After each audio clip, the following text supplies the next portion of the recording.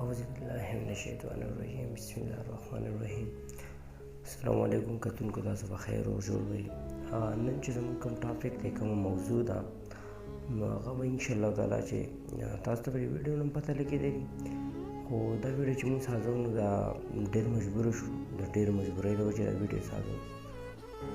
زموږ دا نیټ چې کوم تصویر تاسو ته کومه ویډیو چلیږي، نو دې نیټ باندې ډېر مخکې نه کار شروع شوی او نیم پورې شوی دی، خو اوس نیم پاتې دی. پته یم چې څه مشکلات دي، خو نیټ کې کار نه کېږي. او مونږ د عوامو ته چې کوم دلته دا کوم کورونه دي، کوم کلي چې دي، دې ته د اوبو د رسه ډېر زیات تکلیف دی.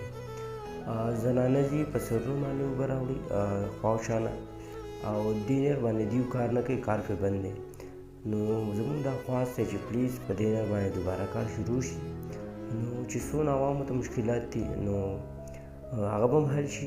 او بل دا چې زموږ په دې ځای کې ډېر ذمهداران دي چې هغو ته د اوبو مشکلات دي، نو دلته ښه ماشاءالله ښه ټماټر هم کیدی شي، بینډۍ هم کیدی شي، پیاز هم کیدی شي، خو د دې اوبو د وجې مشکلات دي دې خلکو ته. چې دا نیټ راشي انشاءالله تعالی، نو ډېرو خلکو ته به سهولت راشي، او بیا به حکومت ته هم ډېر سهولت شي، ځکه چې دلته پیاز هم خلک کوي، بینډۍ هم کوي، او دلته ډېر زیاته داسې سبزیانې دي چې هغه هم دلته کیدی شي، داسې فروټ دي چې هغه هم دلته کېږي. نو بیا به خلکو ته سهولت وي، او دا اوبه چې راشي نو ډېر زیات خلکو ته به سهولت راشي. او بله خبره دا ده چې موږ د دې نیټ کله ویزټ وکړو، موږ چې کله لاړو موږ نیټ وکتو پخپله، نو په نیټ کې به تاسو ته ښکارېده چې دا کوم واښه پکې ولاړ دي، دا کوم غټ غټ کاڼي ورته راغورځېدلي دي، دا پراته چې دي.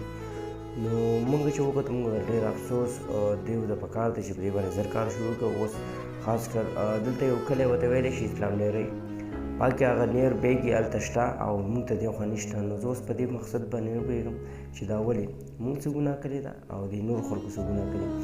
پلیز موږ حکومت ته دا خواست دی چې پلیز په دې نیر باندې زر در کار شروع شي، او زموږ دا نیر چې دی دا زر کمپلیټ شي، د عوامو مشکلات حل شي. والسلام.